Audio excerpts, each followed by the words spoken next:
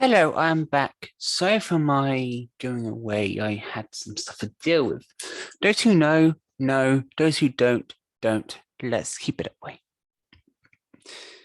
Anyway, I found a interesting article about the Berlin Wall. Context. I personally find the whole East and West Germany thing quite fascinating overall.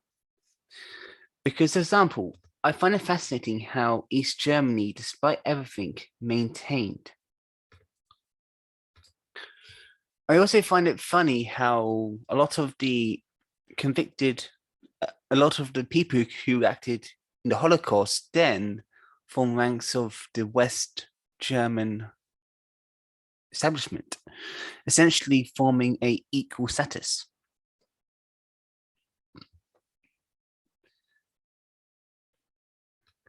I will now share the screen in question.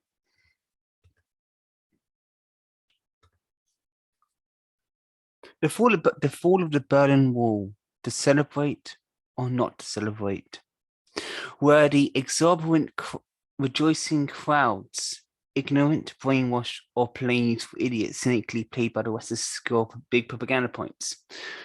Let's first get my thoughts on that. Some might have been ignorant and brainwashed, but useful idiots don't really think so. Were some played by the West to score points? Most likely, yes.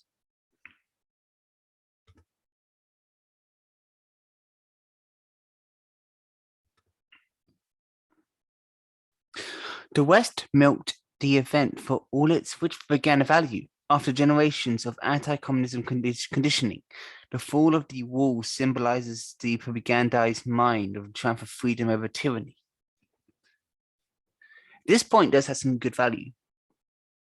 The West milked the West for propaganda value. That is correct. Generation after generations of anti-communist conditioning. That is also correct, because as you saw, especially with the precarious situations of Eastern Europe, how some fascists, for example, wanted to automatically surrender to the US aligned forces because they knew they'd get better conditions, because most likely they would give them conditional amnesty. The fall of the wall symbolizes propagandized mind of triumph of freedom over tyranny. That part there symbolizes propagandized minds. Part yes, mostly yes, but also there might have been some degree of truth as well. But I think it's mostly being propagandized.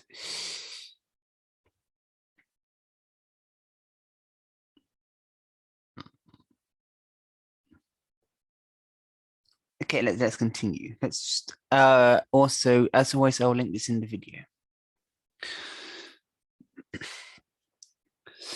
And this is something which I do like about this one.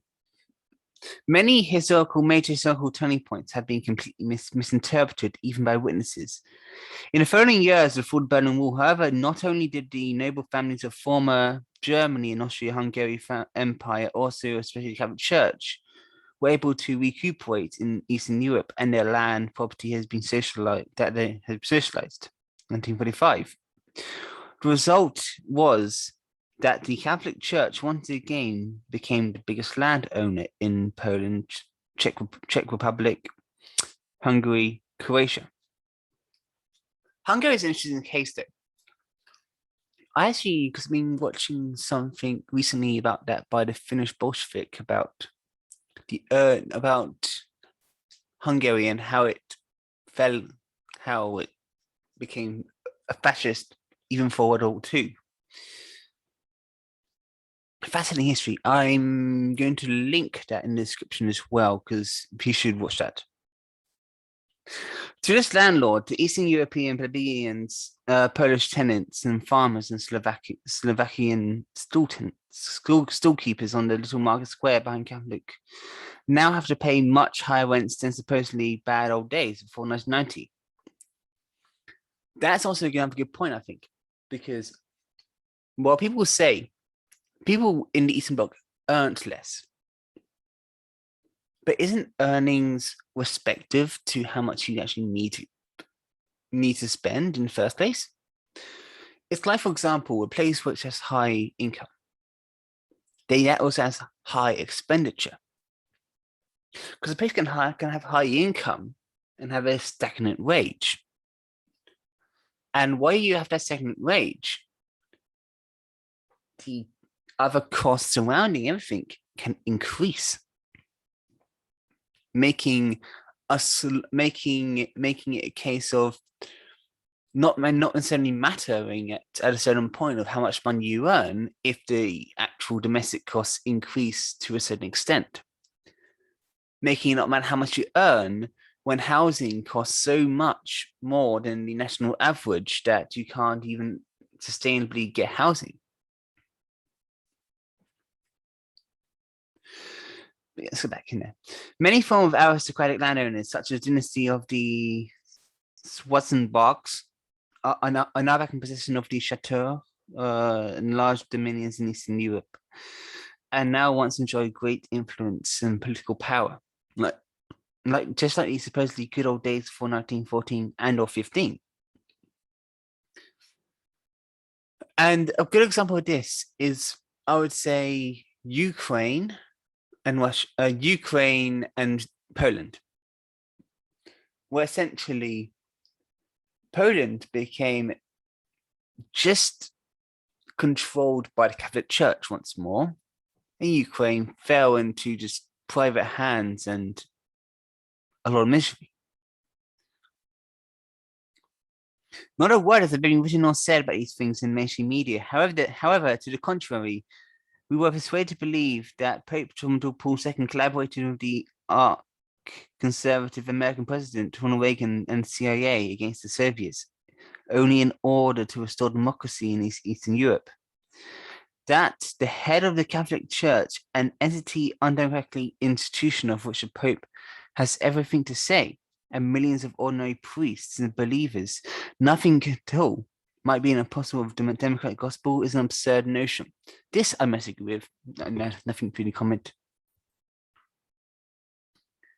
If the Pope wanted to go back for democracy, he could have stayed with the Catholic Church himself. That Pope John Paul II really wanted nothing to do with genuine democracy appears too clear from the fact that he condemned liberation theology and fought tooth and nail against courageous champions of this theology, generally ordinary priests and nuns who promoted democratic change in Latin America. Democratic change that was much more needed than in Eastern Europe. Indeed, in most of Latin America, the population has never benefited from inexpensive housing, free education, medical care, or any other social services that were taken away, that were taken for granted in Poland, communist Poland, and everywhere else in Eastern Europe.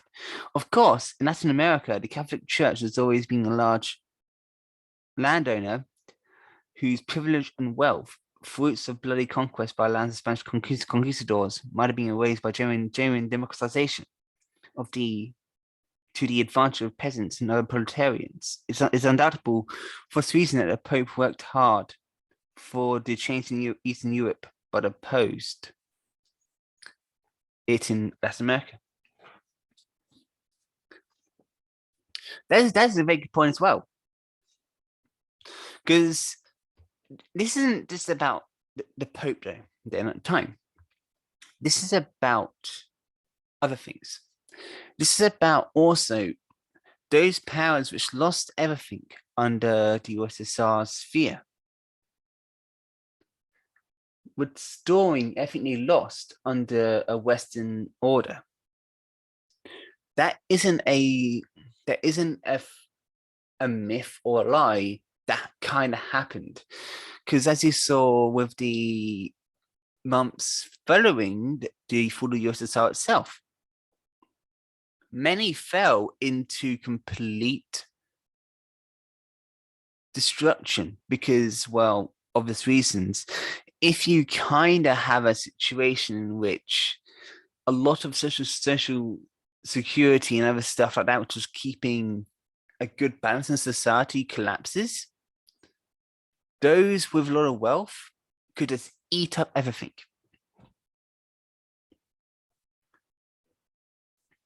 There we know on the next chapter. You can read it yourself if you want to. In Russia, the Orthodox Church has virtually lost all its former wealth and influence as a result of the 1917 revolution. Conversely, it managed to recuperate a deal of riches and influence after likes of Gorbachev Yeltsin dismantled the communist system. Very good point there as well. And as we see today, the Russian Orthodox Church is a force to be reckoned with within Christendom.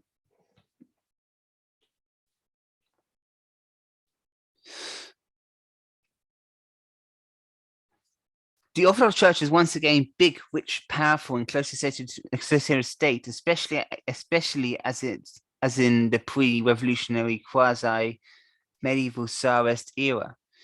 In respect to religion, Russia, like Poland, has made it greatly backwards with the Iranian regime, and that is pretty true as well, because the whole thing of church influence kind of made a big downgrade. For example, in Poland, it really put reproductive rights and other stuff at great risk, to the point of even having police in Poland aggressive to Mardi Gras protests or people just wanting equal rights in terms of sexuality. That isn't progression, that's a degradation. Almost all of the Eastern European states degraded.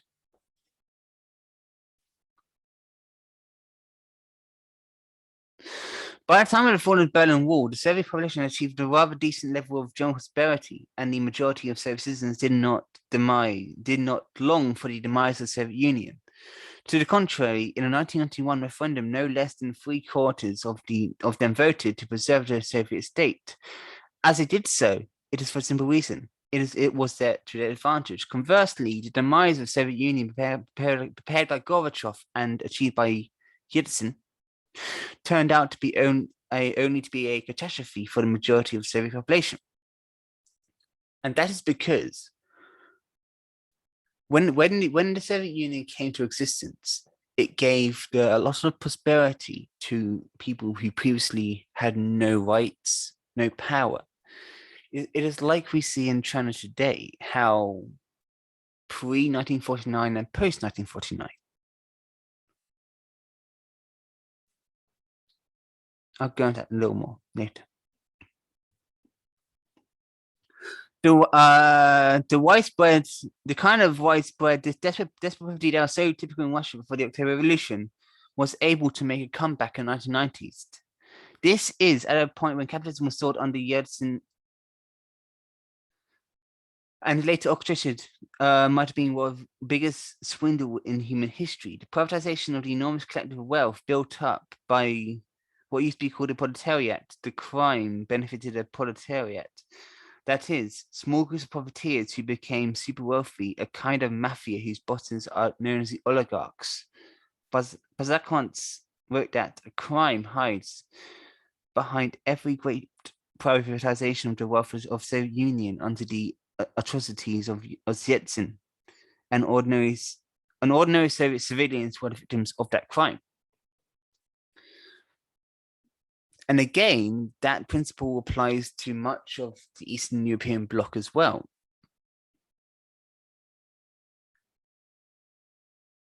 I suppose, and how this links back to the Berlin Wall is, I suppose, East Berlin and West Berlin, for example, and respectively East and West Germany, there was differences, but they were both still semi-okay. and setup. But that, and also one thing to note here is, in terms of actual land that was usable for factories, profit incentive, and so on, the West had a lot more than the East to work with. The East had to work with a much smaller territory in a much more focused fashion, which is why they were a command economy.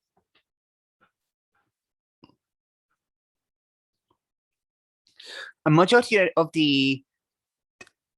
denizens in the former Eastern European satellites of the Soviet Union likewise experienced hard times under the fall of the Berlin Wall. Those countries were deindustrialized, as well as privatization caused Western corporation and banks to move in to apply shock therapy, which involved massive layoffs of workers and aims of efficiency and competitiveness, which is common as well. Because again, going back to China for a second.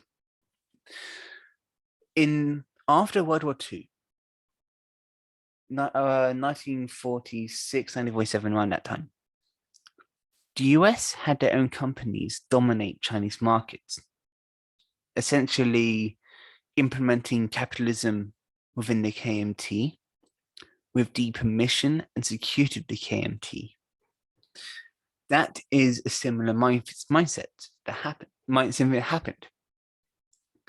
Anyone who actually looked at the after effects of the World War II period should have known that the US, once they get hands on you, won't let your economy free.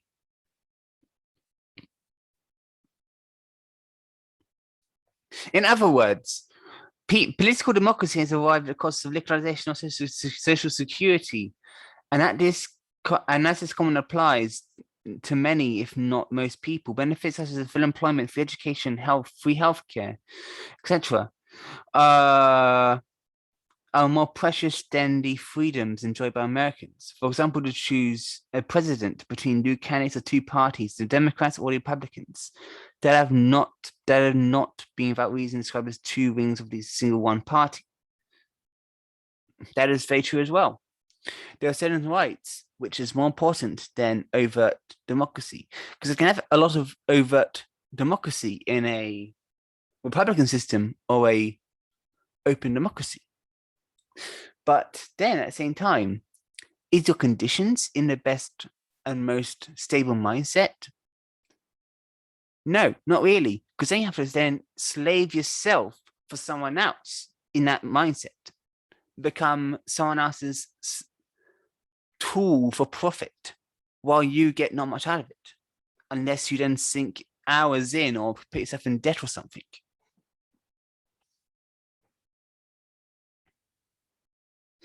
Okay. Eastern Europeans may be more free than before the fall of the Berlin Wall, but they do not live under true democratic political systems. Far from it. Russia never experienced the dawn of genuine political democracy, and not under Yeltsin, not under Putin. That is a fair comment, really, about Putin. Putin is good right now for the time.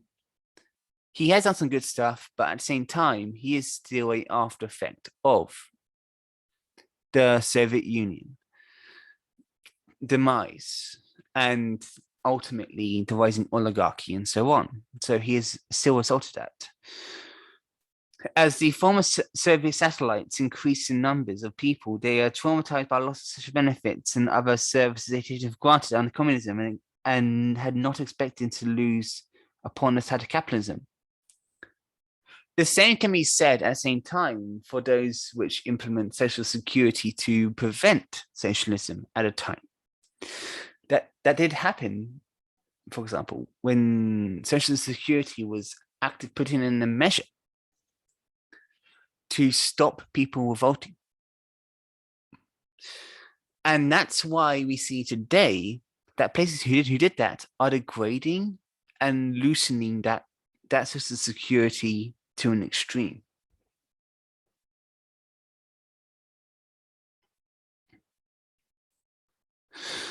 After the fall of the Berlin Wall, the multinationals triumphantly entered Eastern Europe in order to sell their hamburgers, cola, weapons, and other merchandise, to take over the enterprises for a song, to grab raw materials, to hire highly qualified workers and staff, educated at state expense and low wages, etc. That is very true as well. Just because they have more stuff there does not necessarily mean you are at an advantage. For if it's not affordable or it's just one company owning like 5 products, that's just a monopoly.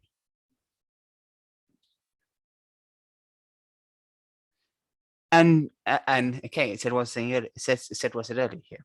And during the Cold War, it deemed necessary to maintain a system of welfareism and high unemployment to retain the loyalty of workers in face of competition from communist countries, with their policies of full employment and elaborate systems of social services. But the welfare state restricted, not drastically, but certain to some extent, the possibilities for maximum profit maximization, and neoliberal intellectuals and politicians condemned the scheme from the very start as a nefarious state intervention in the presumably spontaneous and beneficial operation of the free market. The collapse of communism in Eastern Europe then offered the elite a golden opportunity to dismantle the welfare state and state social security schemes in general, as we see today and ongoing today.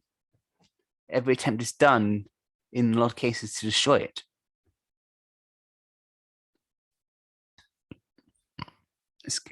Let's continue.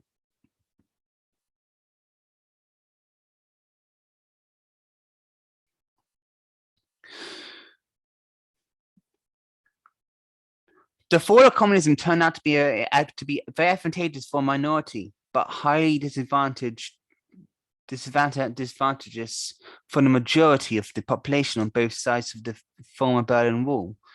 It also had extremely nasty consequences for millions of people in the Third World. In the year after 1945, the cause of democracy achieved significant progress there. But the denizens of countless colonies could not realize their dream of independence. Very true point. Nothing to react to that.